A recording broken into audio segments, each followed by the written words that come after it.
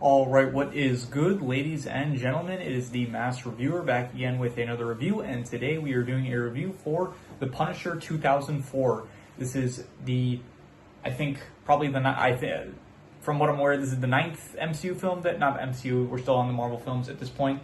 And yeah, this is the first time watching me as usual, no real context to give other than that, so let us just begin.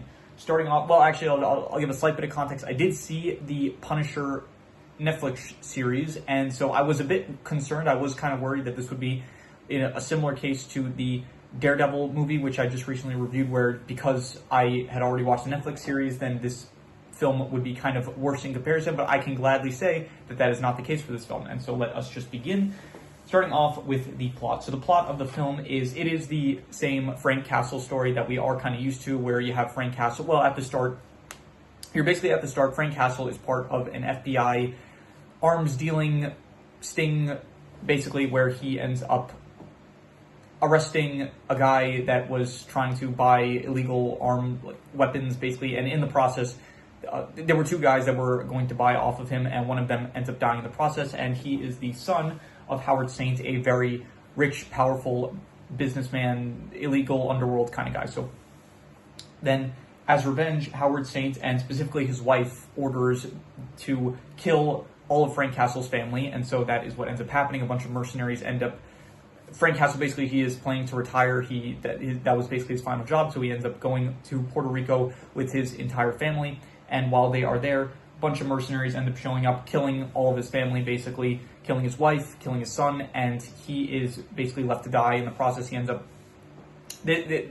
Frank Castle, this film, he does have, a lot of plot armor, where he does end up getting... I think he gets shot twice, gets, beaten up and stuff, and he ends up getting shot, point blank in the chest, something like that, and then he ends up surviving an explosion. He ends up washing up on shore. He doesn't wash up on shore, but he is in the water, but he does end up getting saved by this guy who honestly, I thought it would be a more important guy. They just, passively mention this guy, while they're at Puerto Rico, they're walking on the beach, and then they mention, that there's some guy that's, living on, I don't know, somewhere afar, just living there, and they mention him, and then he ends up saving Frank, but they just don't mention him afterwards. I thought this guy was going to be, a more prominent character. I don't remember his name exactly, and I'm trying to see if it is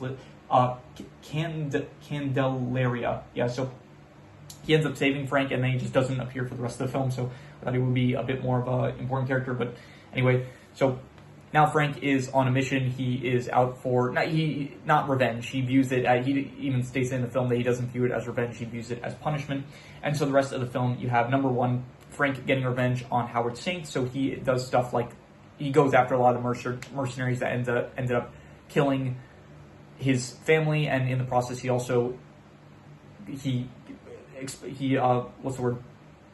takes Howard's money, he ends up chucking it off of a building, basically, releasing it, and so he messes with Howard's finances. He ends up planting evidence to make it look like Howard's best friend ended up cheating on, he planted evidence to make it seem like Howard's wife was cheating on him with his best friend, causing Howard to end up killing both his wife and his best friend, and then at the end of the film, he also ends up killing a bunch of mercenaries that were protecting Howard, as well as killing Howard himself by the end of the film. And also throughout the film, you do have mercenaries, they are going after Frank Castle himself, and you do have another side plot where Frank Castle, he is living in this apartment now, he moves into just some random apartment in order to, enact his plans, and then he has three neighbors. What are the names? The names are Joan, Dave, and another one that I'm trying to, Bumpo, yeah, so three neighbors that he has, and they kind of become a pseudo found family for Frank Castle. So they end up inviting him for dinner, they eat together. Dave ends up going through torture, basically, in order to protect Frank Castle when he's injured, and so he basically kind of views them sort of now as he doesn't really view them as he becomes kind of close with them, and by the end of the film, he does end up leaving to go pursue some more. By the end of the film, once he's done with all his work, he does end up, he's about to commit suicide, but then he decides that he remembers some good memories from the past and ends up saving him. And so he ends up deciding that he's going to continue just doing Punisher work by punishing people that deserve to be punished, I guess. And so he ends up leaving a bunch of cash for Dave, Bumpo, and Joan, and that is basically where the film ends. So overall, the plot, I would give this plot, I would say I'd go a 5 out of 5. I would say probably. I love this plot. I think it's a very easy, simple revenge kind of revenge. You could say you could have an ideological debate on whether what Frank Castle is doing is revenge or if it's justice or punishment, whatever you want to call it. So, yeah, I think that this plot was. I loved it. I thought it was great. It is, just a very simple revenge story. I'm going to call it revenge just for the sake of this because that is how I kind of view it, as more so revenge rather than it's punishment, I guess. But I don't know, punishment story doesn't sound as good as revenge story. So I think that the story of Frank Castle losing his family and then going on this revenge spree in order to get closure for himself, I guess, I think it was a very effective, good story. And so I'll give it a 5 out of 5. I loved it. I thought it was good. And so, yeah. In terms of the characters, I think that Thomas Jane, he's the guy that plays Frank Castle. I think he did a good job, honestly. I didn't know how he would compare to John Bernthal in the actual Punisher series, but I did like this version of Frank Castle. He was a lot more, less aggressive, kind of, a bit more calculating. It felt like it actually feels like he's kind of delivering punishment rather than just kind of revenge, where from what I remember, it's been a while, like a few years by now since I watched the Netflix series, but from what I remember from that, it was less so strategical kind of revenge of it wasn't as much. It was more so just getting revenge by killing his enemies rather than actually coming up with plans to really psychologically mess with his enemies. It felt like. So I did think that this version of Frank Castle was definitely. I did like this version a lot. I did also I thought Howard Saint, John Travolta as Howard Saint, I think he was good. Pretty simple villain. We've seen this kind of villain before. The villain that's just very rich, and so he hires a bunch of people to do the dirty work for him. I think it works for this film. It's effective. Other than him, you have his wife, as well as Quentin Glass, his best friend, and I think that they are some more good characters to help out with the psychological torments that Frank Castle inflicts on Howard Saint, so I thought that they were good.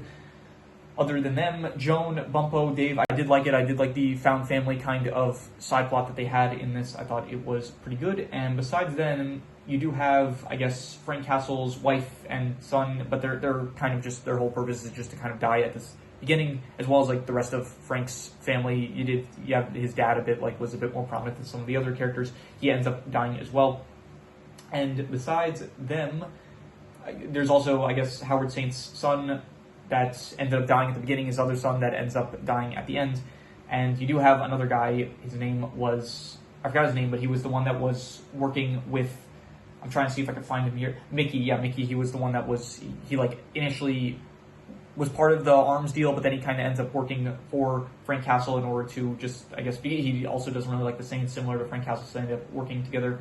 And yeah, besides him, you do have also, there's some two guys, I think the Toro brothers, they're mentioned as just some guys that work with Howard Saint, and I thought they would be a bit more prominent, but by the middle of the film, they just kind of disappear. So overall, characters, I would give the characters, I would say, I would go pretty good. I think that none of them are outstanding or anything, but I do think that they all serve the purpose that they have pretty well, so I will give a 7 out of 10. I will say pretty good characters. In terms of the settings, I like the settings. I can really appreciate that this film actually, I was able to see what's going on. I had an issue with that in the last few films. It kind of felt like in Hulk or in, I don't know, even Daredevil to an extent, it did feel like in some of the last few films, the action, it all took place at night, so it is a bit difficult to see. So I did appreciate how a lot of the action here, there were some fights that took place at night, but overall, you could pretty visually see everything that was going on. I did think that in Puerto Rico, that area at the very start of the film where Frank's family ends up getting killed, I think that is a nice setting. Is a pretty unique setting to have a whole massacre, I thought. So that was a nice setting. Other than that, you do have the apartment complex that Frank kind of lives in, as well as his neighbors, all of them. That was fine. It was not one of the best, but it worked, I would say.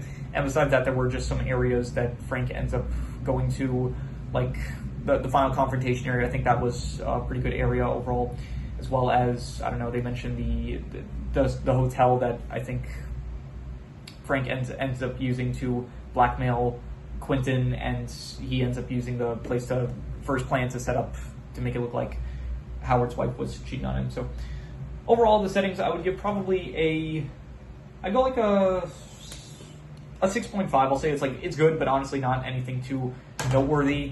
The best setting was probably the Puerto Rico resort area, not resort, but like the Puerto Rico setting that was like at the start of the film where Frank's family ends up getting massacred in. So I thought that was probably like the best setting. But besides that, like all the settings, they were fine. They worked for the purposes of the film, I would say. In terms of the action, I like the action. It was very creative kind of stuff. It wasn't just simple run and gun action. It did have like once again, you did have some pretty unique stuff. You had like a bow and arrow he ends up using. You have also the guns themselves. That was good. Pistols, shotguns, I thought it was good. Some knife action, that was good as well. And yeah, as well as just the action and the tactics that Frank uses, the grenades, some explosion stuff he uses. Like he ends up at the end to kill Howard's second son. He ends up basically giving him a really heavy grenade tied to a string that is above him, and so if he like ends up lowering his hands too much, then it's going to end up exploding. So like the tactics that Frank ends up using in the action, I think it all works pretty well. I would say I would give it probably I'm not sure. I'll go like a 7 to a 7.5. I'm thinking like between pretty good and very good, and I'm just gonna go pretty good. It is a bit basic. Like it's definitely not something like John Wick level action, but it is still it was good for the film, I would say. And so yeah. In terms of the worst thing is I don't know. I don't think that there was anything like really terrible, I would say. So I'm not going to say that there was anything terrible, so I'm just going to reuse the worst score, I guess, which was the worst thing was the settings, I guess, which was a 6.5, so I'll just go another 6.5 for the settings. And in terms of the best thing, I think the best thing was probably, I'll just reuse the best score once again, which was the plot, which was a 5 out of 5, so I will go another 5 out of 5 for the plot. And yeah, so those are all the scores. Any extra notes I have? I did mention it does feel a bit like Frank Castle has some plot armor, where it does feel like, especially towards the beginning, he absolutely should have died. Even afterwards, where he ends up fighting the Russian, it does feel like he is kind of just surviving based on plot armor alone. There was also another point I forgot to mention towards the middle of the film, basically, where another guy, mercenary, ends up coming to kill Frank, and he's about to, he like holds the shotgun to his face after Frank just got out of a car crash, and then Frank, in order to, he like launches he had this like device that shoots out a knife that just so had, like, he shot it out last minute and it hit the guy like in the neck, so he ended up dying. So it does feel a bit like at times Frank has a bit of plot armor, but then again, a lot of these action hero type characters do have a lot of plot armor, so it doesn't really ruin the film in any way. So there is a lot of good dialogue, honestly. I did like the dialogue in this film, a lot of good lines. They did mention Parabellum. They said, I forgot the actual phrase itself, but they do say, I hope you guys have been noticing in the last few videos, I am working on not saying as much as I used to, so I do want to point out that I think personally I'm improving at it, so yeah. Anyway, so he does end up saying the line that they also say in John Wick, if you want peace, prepare for war, viscous something, parabellum, I don't remember the actual phrase in Latin, but that was nice. So they did it like 15 years before John Wick Chapter 3, so that was cool that they did that. And yeah, that is all the extra notes I had, so I'm going to do the calculations. So King Crimson. Alright, so it ends up coming out to about an 8 out of 10, and I think that's what I would give it. I think I would say that this was great, honestly. Definitely, so far, the best Marvel film that I have seen. I really enjoyed it, honestly. I was very surprised with, just because of recently with Hulk and Daredevil, and just some movies that I thought would kind of be better ended up not being as good as I was hoping. But this one, honestly, it surprised me. So far, this is the best Marvel film that, like, not the overall, not the best Marvel film that I've seen. I've seen, obviously, like, some more modern ones that I think are better, probably. But this one, out of all the ones that I've reviewed so far, I think this one is the best one that I have reviewed so far. Definite 8 out of 10. I would give it great. And yeah, hopefully we can just keep this, we're on the up and end now, and hopefully we can just keep that momentum going with the rest of the films. And yeah, hopefully the quality doesn't drop drastically they probably will, but what can you do about it? Anyway, so that is pretty much all there is to it. So if you have any recommendations, any shows, movies, video game stories, anime, manga, web series, anything that you want me to review, leave it in the comments and I will maybe possibly check it out. But with that said, that is pretty much all there is to it. So let's leave it at that.